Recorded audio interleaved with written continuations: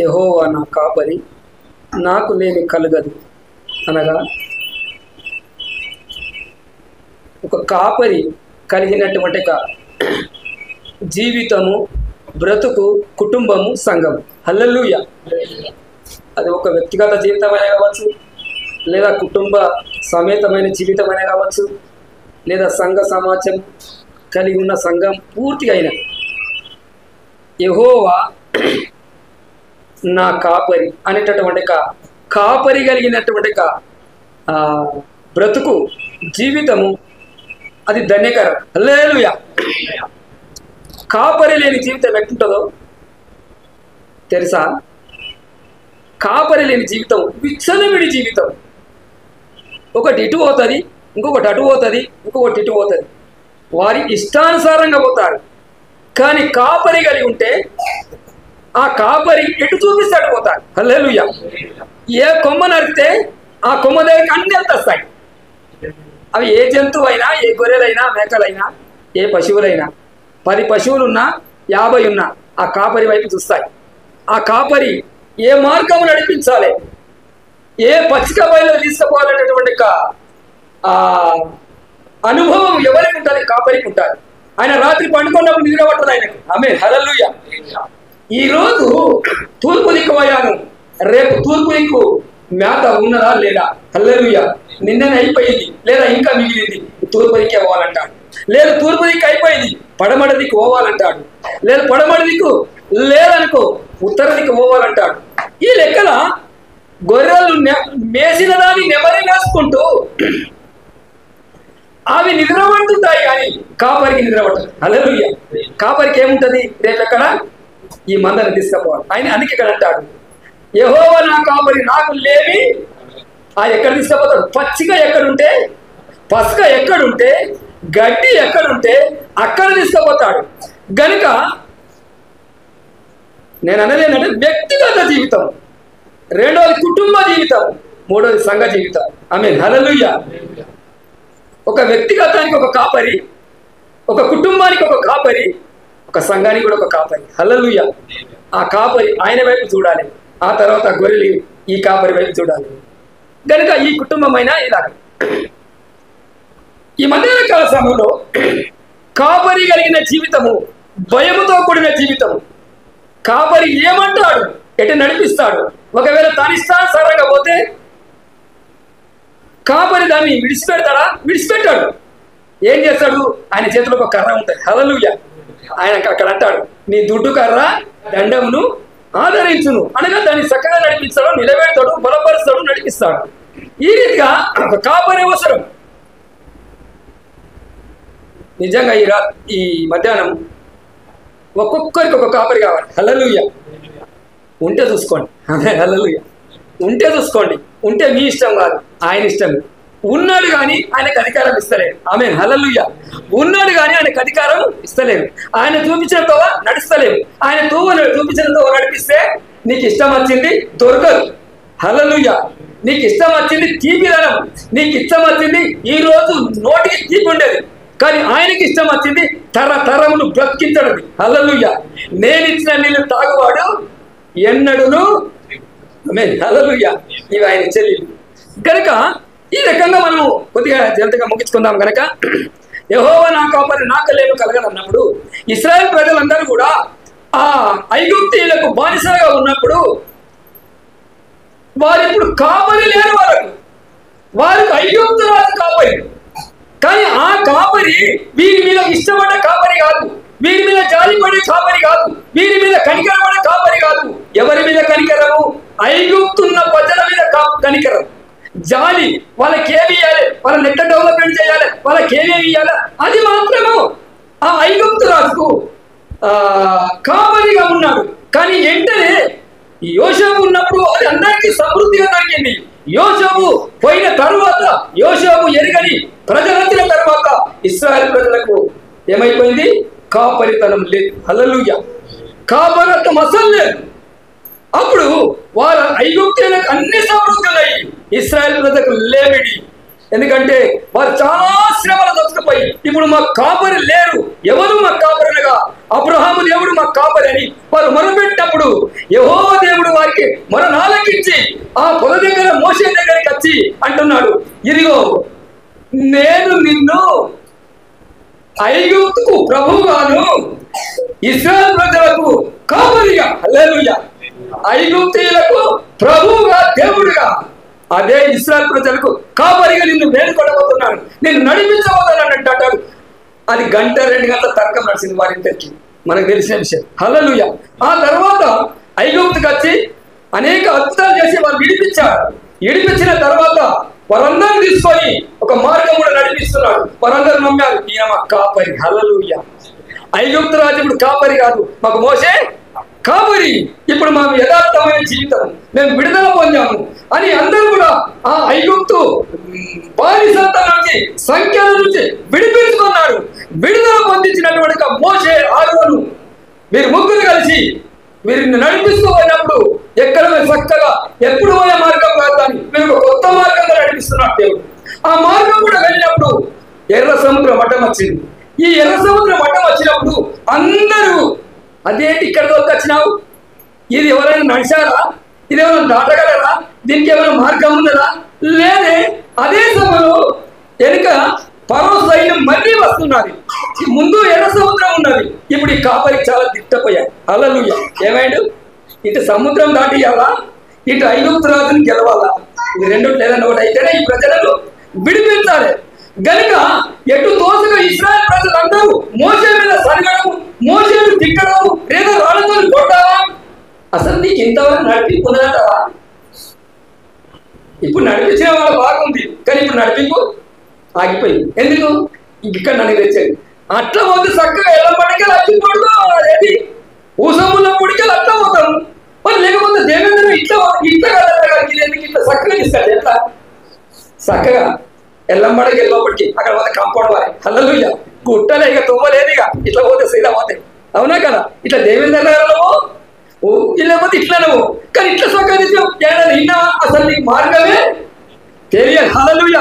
నీకు నడిపించే లేదు అని ఆ పెద్దలు చిన్న అందరూ వెనుకబడ్డారు. అసలు ఏమి చేయాలో అర్థం కాకుండా ఈయన నలిగిపోతున్నాడు వాళ్ళని. ఇప్పుడు నేను కాపరినా కాదు డౌట్. హల్లెలూయా. ఆ తర్వాత ఇక ఇక జరైతే ఏమైనా చేస్తున్న సందర్భంలో లేదా భరోసైన చంపేస్తుంది, లేకపోతే వీళ్ళే నన్ను ముందుగా చంపేటట్టు అని ఆయన నలిగిపోతున్నప్పుడు అనుకోకుండా ఒకసారి మనం ప్రార్థన చేయడం ఉండదు. హల్లెలూయా. టెన్షన్ వచ్చినప్పుడు ప్రార్థన, బాధ వచ్చినప్పుడు ప్రార్థన, ఏం చేద్దాం ఇలాగ టెన్షన్ లో మునిగిపోయాడు. అదే సమయంలో ఇక నాకు దిక్కులేదని ఆయన వైపు చూశాడు, కాపరి వైపు చూశాడు. హల్లెలూయా. ఇప్పుడు ఇశ్రాయేలు ప్రజల కాపరి మోషే, మోషే కాపరి హల్లెలూయా యెహోవా దేవుడు.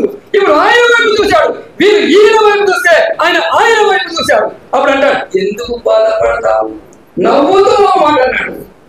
నవ్వుతూ ఒక మాట ఇచ్చాడు. ఏమని ఇచ్చాడు? లేపయ్య కర్ర. ఆమేన్. హల్లెలూయా. నేనేదో నీకు ఇస్తాను కాదు, నేనేదో దొరుకుతుందని కాదు, నీ చేతులు ఉంది కర్ర లేపు. అవునా? హల్లెలూయా. అలా బాగు చేసి పాము చేసి, లేకపోతే మింగేది, లేకపోతే సీమలు దోమలం చేసి ఆ కర్ర కానీ సముద్రం కూడా చేస్తారు ప్రభా. అవును. హల్లెలూయా. సముద్రం కూడా పాయలు చేస్తారు. ఆ తర్వాత ఈ కర్ర తీసుకొని ఎన్నుకున్నావచ్చు. ఇప్పుడు ఏం చేసి ఇశ్రాయేలు లెక్కతో వేశారు, నీకు పనికి రావు, ఇప్పుడు నీకు సావడానికి సిద్ధమని పక్కన నెట్టేశారు అందరు. కానీ ఇప్పుడు కర్ర ఎప్పుడైతే ఆ ఆత్మ సంబంధమైన దేవుని మాట దర్శించిందో వెంటనే ఆ కర్ర తీసుకొని సముద్రం ముందుకు వస్తున్నాడు. ఆ సముద్రం అంటదంట. హల్లెలూయా. ఆ సముద్రం ఏమంటది? అసలు నేను ఉండాలా కొట్టదాన్ని కొట్టేతోని గింతంత కర్ర తీసుకొని వస్తే ఈ సముద్రం ఎంత ఉన్నది?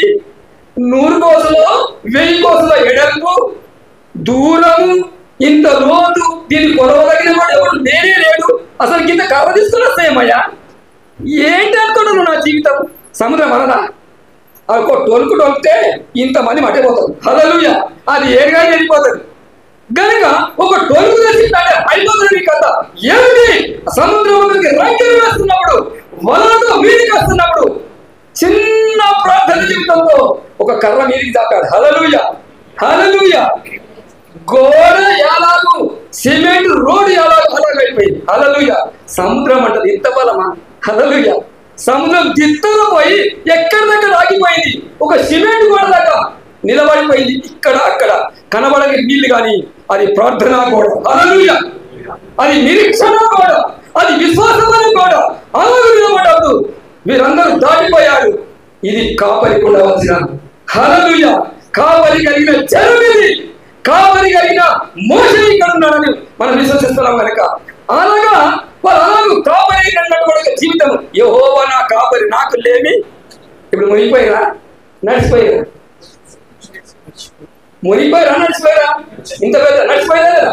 కళ గుర్తంటిందా? చెప్పులు చేత పట్టుకోరా, చీరలు మిరిగి పట్టుకోరా, పైంట్ దక్కిండ్రా, హల్లెలూయా. ఉన్న పాటున, ఆమేన్, ఉన్న పాటున మీదికి చెక్కవలసిన పని లేదు, పిల్లలను సంకరించుకోవలసిన పని లేదు. ఈ భుజం మీదోడు, ఈ భుజం మీదోడు, ఆ గొర్రె పిల్లోటి మేకపిల్ల ఈయన లేదు, ఆటంకలో నడిచిపోతున్నారు, హల్లెలూయా. ఈ రోజు సిమెంట్ రోడ్ కానీ ఆ రోజు సిమెంట్ రోడ్, ఆమేన్, హల్లెలూయా. ఆ రోజు సిమెంట్ రోడ్ చేశాడు వాళ్ళకు, నడిచిపోతున్నారు. ఆ జనమంతా గడ్డకెక్కగానే అదే రోడ్డు, అదే ఐగిప్తీయులు వాళ్ళ కాపరి ఎవరు? ఇప్పుడు చెప్పాలి, వాళ్ళ కాపరి ఎవరు? ఐగుప్తులున్న ఫరో, హల్లెలూయా. ఆయన ఒకవేళ దండు నడిపించగలిగాడు కానీ సముద్రం పాలు చేశారా? మరి నీ దేవుడు చెప్పు, హల్లెలూయా, చెప్పు ఒకసారి. కావేరి నీ దేవుడు, హల్లెలూయా. నీవు ఫరోకు దాసురాలువా? నీవు మోషేకు కాపరి కింద ఉన్నవా, లేకపోతే యెహోవా కాపరి కింద? ఒక్కసారి నిర్ణయం చేసుకోవాలి. ఒకవేళ ఈ లెక్కలు ఉంటే ఫరోకు ఎండి రథములు, బంగారు రథములు, ఇనుప రథములు, ఏమేమో సైన్యం ఉన్నది, కానీ క్షణంలో మునిగిపోయారు, హల్లెలూయా. ఫరో పోయాడు, ఫరో సైన్యం పోయారు. కానీ యెహోవా కాపరి కలిగిన బలహీనమైన జనము, ఒక కట్టె కలిగిన తుపాకులు లేవు, బాణాలు లేవు, రథాలు లేవు, ఏమున్నది? నెత్తుకొక కర్ర, హల్లెలూయా, నెత్తుకొక కర్ర. 12 గోత్రాలు, 12 కర్రలు, హల్లెలూయా. ఈ 12 కర్రలో ఒక కర్ర శ్రేష్టమైంది, అది మోషే కర్ర, హల్లెలూయా. అది సముద్రాన్ని బయలు చేస్తారు. చేతిలో వాడబడుతున్న కాపరి, చేతిలో వాడబడుతున్న కర్ర. ఒకవేళ ఈ రాత్రి, ఈ మధ్యాహ్నం ఏ చేతిలో వాడబడుతున్నావు, ఏ కంపెనీ కిందనో, ఏ కుటుంబం కిందనో, ఏ ఆచారం కిందనో, ఏ అలవాటు కిందనో, ఈ మధ్యాహ్న కాలము ఒక్కసారి నీవే ఆలోచన చేసుకో. యెహోవా కాపరిగా ఉంటే నీవెట్లుంటావు? సముద్రము, హల్లెలూయా. అదే కుటుంబం ఏది? 6 లక్షల జనం ఉన్న కుటుంబము ఒక్కరి ద్వారా, ఒక తండ్రి ద్వారా నిర్మించబడ్డ కుటుంబం 6 లక్షలైంది, ఒకటే కుటుంబం. ఆ కుటుంబములు 12 మంది గోత్రకర్తలు, ఈ 12 మంది పెద్దలు వారు ఉన్నారు కనుక ఇంకా కొంత సముద్రం పాయలని గడ్డకెక్కారు, ఐగుప్తీయులు మునిగిపోయారు. ఆ తర్వాత ముందు పోయినాక ఈ కుటుంబంలో సన్నులు మొదలుపెట్టారు, హల్లెలూయా. నీవు ప్రార్థన చేస్తేనే ఎర్ర సముద్రం పాయాలంటావా? నిజంగా, హల్లెలూయా. నువ్వు ప్రార్థన చేస్తే ఎర్ర సముద్రం పాయాలంటావా? వింటున్నావా?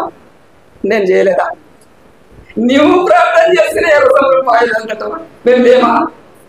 నీ అన్నదేమో కొడలతో పొడవ చెప్తాడు కర్ర, నీ చెల్లెలేమో ఇంతో పొడవు పాట తీసి పాడుతుంది, నీవేమో అందరూ నాయకత్వం నిలబడతావు.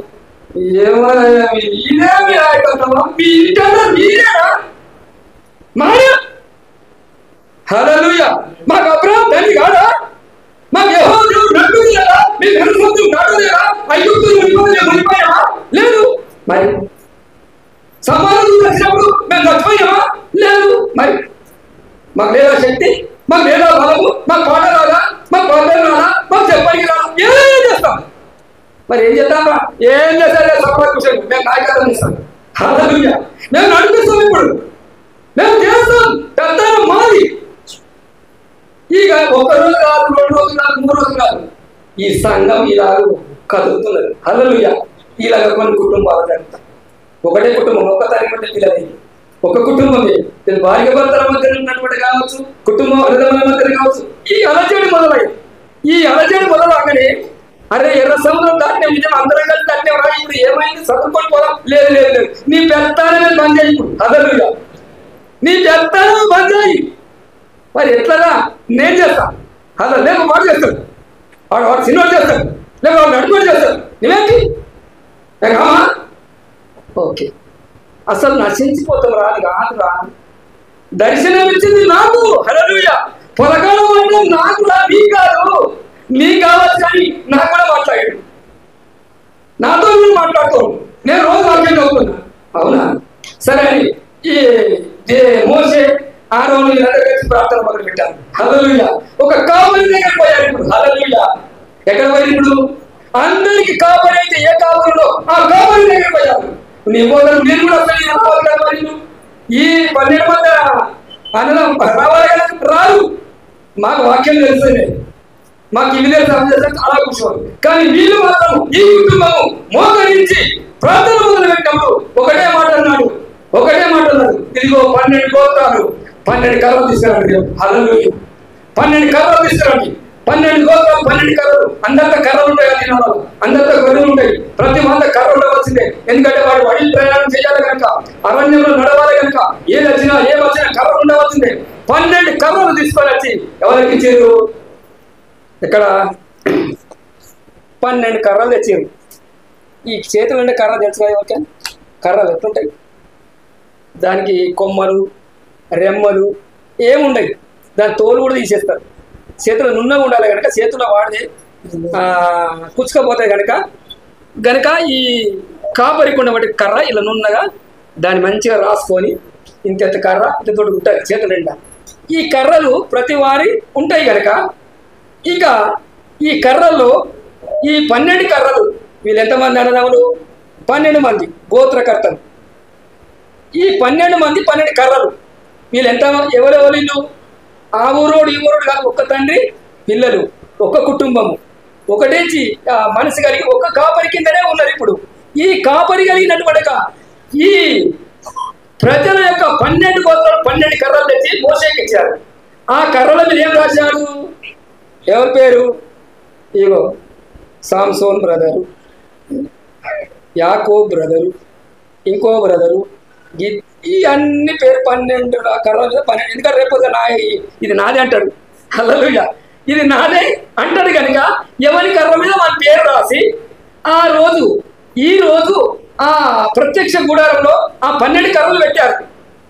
పెట్టినప్పుడు దేవుడు అంటాడు, నేను ఎవరిని ప్రేమిస్తున్నానో, ఎవరిని ఎన్నుకుంటానో, ఎవరిని ఈ ప్రజలకు కాపరిగా నియమించాలో నాకు తెలుసు. హల్లెలూయా. నువ్వెన్నుకుంటే కుదరది, నువ్వు అనుకుంటే కుదరదు. ఒకవేళ అనుకుంటే సర్పంచ్ ఆ గ్రామంలో ఉన్నవారు చేసుకోవచ్చు, ఎమ్మెల్యే ప్రాంతంలో చేసుకోవచ్చు, సీఎం ఆ ప్రాంతం చేసుకోవచ్చు. కానీ ఈ కాపరి అట్లా కాదు. హల్లెలూయా. ఈ కాపరి అట్లా కాదు. ఈ కాపరి ఆయన వాడుకునే కర్ర ఎలా ఉంటుంది, ఆయన వాడుకునే వ్యక్తి ఎలా ఉంటాడో ఆయన తెలుసు కనుక ఆయన అంటాడు, ఆ పేర్లన్నీ రాసి ఎక్కడ పెట్టారు? ప్రత్యక్ష గుడారాలు పెట్టాడు. ఇప్పుడు ఆ కర్రలన్నీ ఎట్లున్నాయి? దీనికి ఇంకున్నది కానీ ఏమి లేదు. వాళ్ళు తెచ్చిన కర్రలని గడవై అక్కడ పెట్టారు. ఇక్కడ ప్రత్యక్ష గుడారాలు పెట్టారు. ఆ తర్వాత మరుసటి రోజు, హల్లెలూయా, ఈ రోజు పెట్టి రేపే తీసి ఒకసారి కర్ర మీ తులసుడు మీ బైబిల్ కర్ర చదువు. 8. మరునాడు మోసే సాక్ష్యపు గుడారము లోపలికి వెళ్ళి చూడగా లేవి, మరునాడు మోసే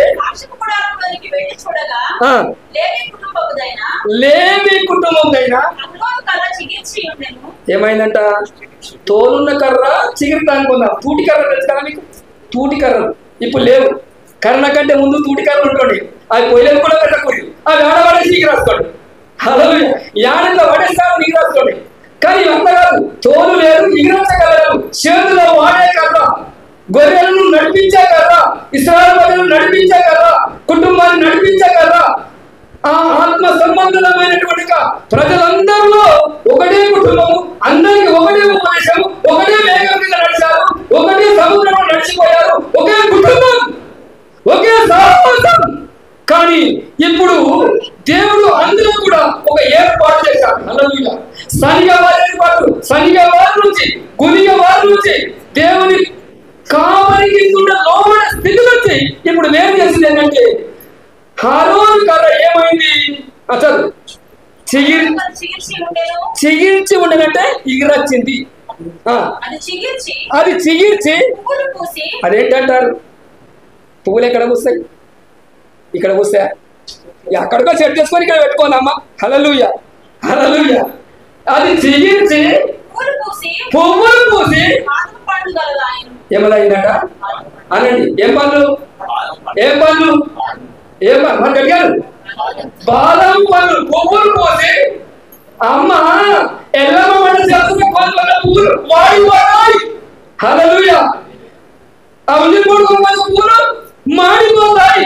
లేకపోతే బంగారు దొంగలు ఎక్కబోతారు. లేకపోతే చచ్చిపోయినాక అడవిలతో కొట్లాడతారు. నా కూతురు. హల్లెలూయా. ఈ కొట్లాట పెట్టకుండా పంచాన్ని పెట్టకుండా ఈ కర్ర ఏమి లేకుండా ఆ ధర్మచారి ఆ మందిరంలో పెట్టారు. ఇదే మందిరం అనుకోండి. హల్లెలూయా. ఇదే మందిరం అనుకోండి. ఈ కర్రలన్నీ ఇలా పెట్టినప్పుడు ఒక్క కర్ర మాత్రం ఏమైంది? బాదాం పండ్లు. హల్లెలూయా. బాదాం ఎట్లా కిలో ఇప్పుడు చెప్పండి. బాదాం ఇప్పుడు ఎట్లా కిలో తెలుసా నీకు? ఎవరో కొన్ని అడిగిలో చెప్పండి. నీకు బాదాం ఎట్లా కిలో? గట్టిగా చెప్పు. ఒకటే చెప్పు. నువ్వేం చెప్తావు?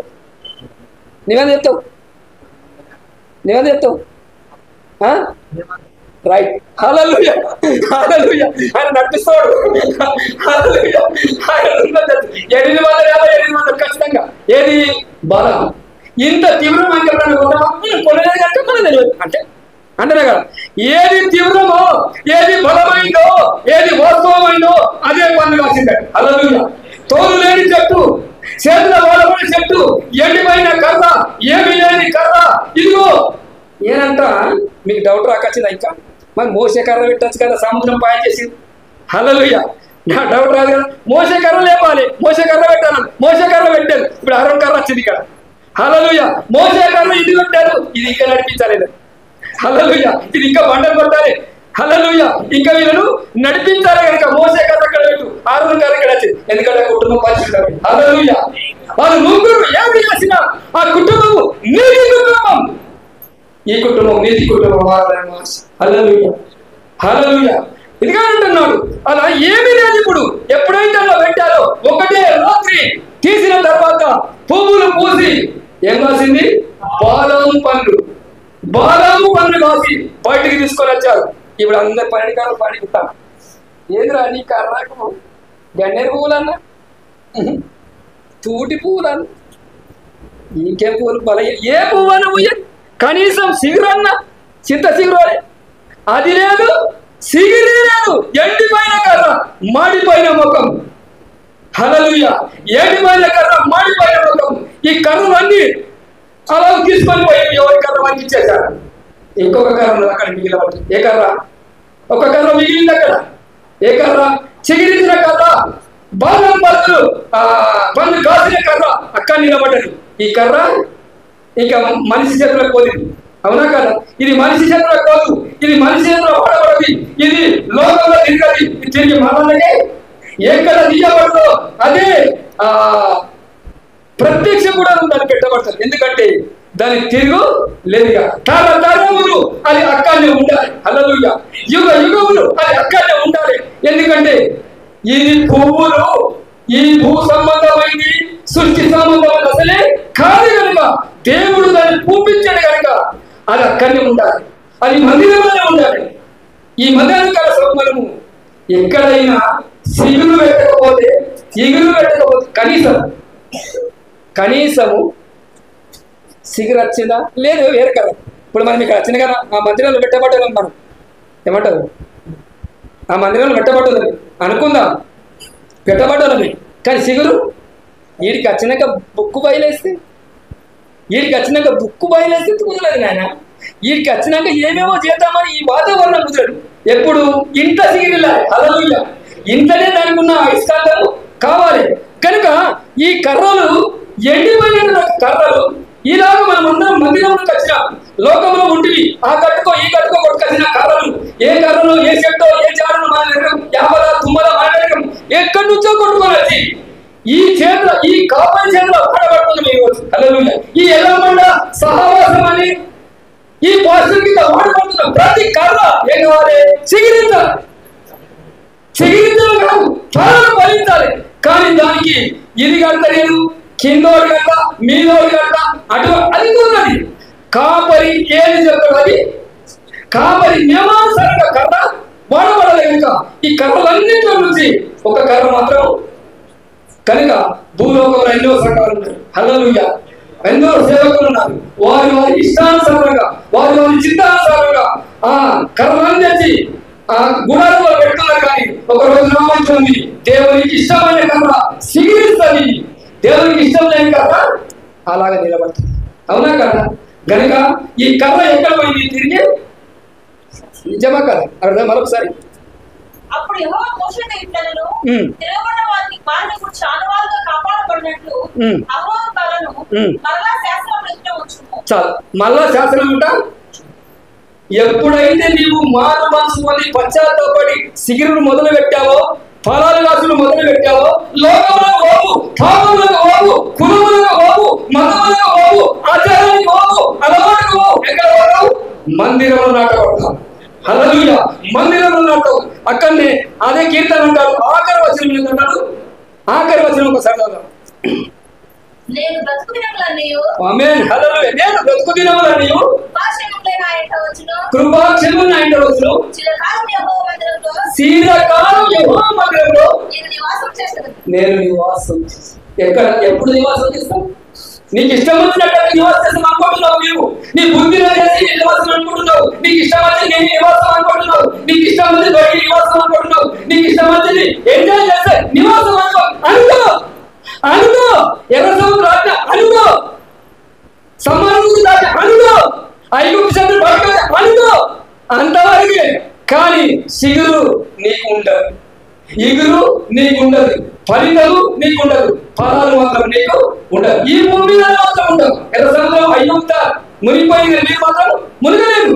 మన్నా విన్నారు, బండలు నీళ్ళు తాగారు, మేఘం కింద నడిచారు, అది బాగానే ఉన్నది. కానీ సిగురు ఉండేమైంది?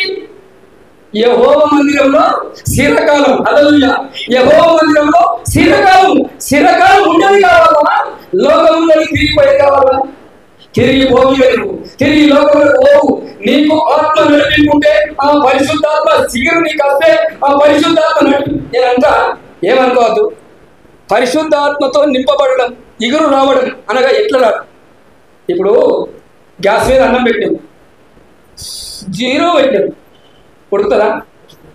జీరో కూడా పెట్టలేదు. పొయ్యి మీద పువ్వు పెట్టాం, నీరు పోసాం, అన్ని మూత పెట్టాం, కుక్కర్ పెట్టాం, అన్ని పెట్టాం. గ్యాస్ ఓపెన్ చేయలేదు, ఇంకా లైటర్ కుట్టేది, ఉడుకుతుందా? ఎట్లా? ఏం కావాలి మరి? లేదు, పొయ్యి మీద పెట్టాం, అది ఈ ముఖమంతా బూడిది, ఇంకా నెత్తంతా బూడిది, ఇంకా బలంగా ఊతున్నా, చెమట పట్టింది, ఇంకా ఊతున్నా. అప్పుడు కిరోసిన్ వస్తాయి, అగ్గిపుల్లో తిప్పి పెడతా, అప్పుడు పక్కన మండి, అప్పుడు అన్నం ఉడుకుడు. గ్యాస్ కిన్ని పాలైనా మీకు ఎక్కుతాయి. యెహోవా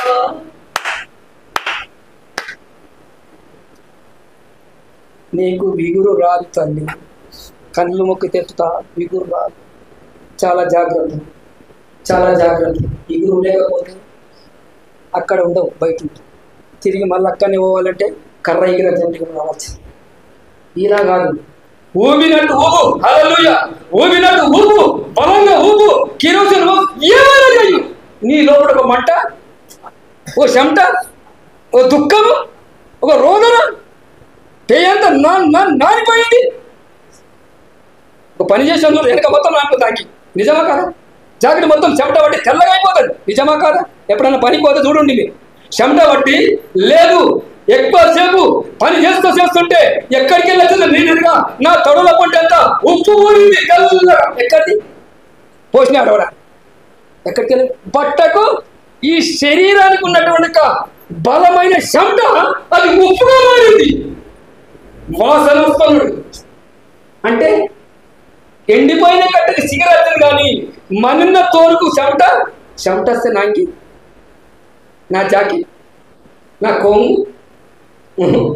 ఇది ఇక్కడనే ఉంటావు. నేను అంటున్నా కదా, నీవు ప్రార్థన చేసేటప్పుడు నీ ఒంటిగా కూర్చొని అర్ధరాత్రి లేస్తావా, మునిమాపు లేస్తావా, 4 గంటలుగా 3 ఏ జామైనా సరే నీ సప్పట్టు కొడతావా, లేకపోతే నీవు కూలివో. సంఘంలో నీకు సిగ్గు అయితే ఒంటిగా కూర్చో. 10 మంది నీకు బుద్ధిని నేను ఖచ్చితంగా నిజంగా బాగా సపోర్ట్ సిస్టర్ అయినా అప్పుడు ఏమవుతుంది వీడు ఈడే ఎవడు కోర హలలో నీదనా నీకు ఆత్మనరా మానే అంటారు హల్లెలూయా. కానీ మనకు అప్పుడు ఏంటనే ఈ ఉప్పు పడుతోంది, లేకపోతే కుండలున్న పాలు పొంగిపోతున్నాయి, అన్నం పొంగిపోతుంది, కుక్కలు కుయ్యమంటుంది, మోటార్ పొయ్యమంటుంది. హల్లెలూయా. విశ్వాసుల సాముడు లేనే, విశ్వాసుల సాముడు లేదు. ఏంటి ఇట్లా ఇద్దరైనా సరే కదలాలే భూమి. హల్లెలూయా. నీ ఉన్న విశ్వాసాన్ని బట్టి నీ కిందున్న కార్పెట్ కదలాలే కనీసం. అప్పుడే సిగురు మొదలైతే పొయ్యి ఎక్క పెడితేనే పొంగ వచ్చేది. సెవెంట్ వస్తుందంట. కర్ర పడితే బుగ్గలు వస్తాయి, ఏది గొడ్డలు పట్టుకొని నడితే బుగ్గలు వస్తాయి, కొడవలు పట్టుకొని కోస్తే బుగ్గలు వస్తాయి, అరిస్తే గొంతు పోతుంది. అవునా కాదు? ఎట్లా ఏదైనా ఏ రకమైనా సరే గొంతు కొట్టుకుంటావా, చేతుల బుగ్గలు వచ్చినట్టు సప్పట్లు కొడతావా, లేకపోతే రొమ్ము కొట్టుకుంటావా, రోగాలు చేస్తావా, ఏడుస్తావా, నీ గొంతు పడు సిగురు మొదలైతే. హల్లెలూయా. ఇగురు మొదలైతే. హల్లెలూయా. ఆత్మ నీ లోపలికి వచ్చేస్తుంది. నీవు ఎట్లా ప్రార్థన చేసి ఎరగవు కానీ అది ఉచ్చరింపచేయకుండా నీవే నీ లోపలికి ఒక సౌండ్ వచ్చేస్తుంది. హల్లెలూయా. నీవు మునిగిపోతావు, ఆయన తేలిపోతాడు. నీవు వాడిపోతావు, ఆయన సిగిరిస్తూ ఉంటుంది. ఎండిపోయిన కథ కాదు, ఇప్పుడు సిగిరింత కథగా మారిపోతావు. ఇక లోకంలో కథవు, ఇక బాబులు కథవు, తిరిగి ఆడవ కథ మళ్ళీ ఆ సేత్ర కానీ ఎక్కడ పోయింది? దేవుని మధ్య నాటబడ్డది. ఇప్పటికి ఉన్నది. హల్లెలూయా. ఇప్పటికి ఉన్నది. దాని వరకు ఇశ్రాయేలు ప్రజలు పరిశీలన చేసుకోవాలి, అది బయటకు వస్తుంది. హల్లెలూయా. కారణం ఏంటి? జిగిరచ్చిన కల్లా బాదము బరుకులు, బాదం పండ్లు కాసిన కలవాలి. ఉందామా? హల్లెలూయా. ఉందామా? దేవుడి వాడు దీవించుకుందాం.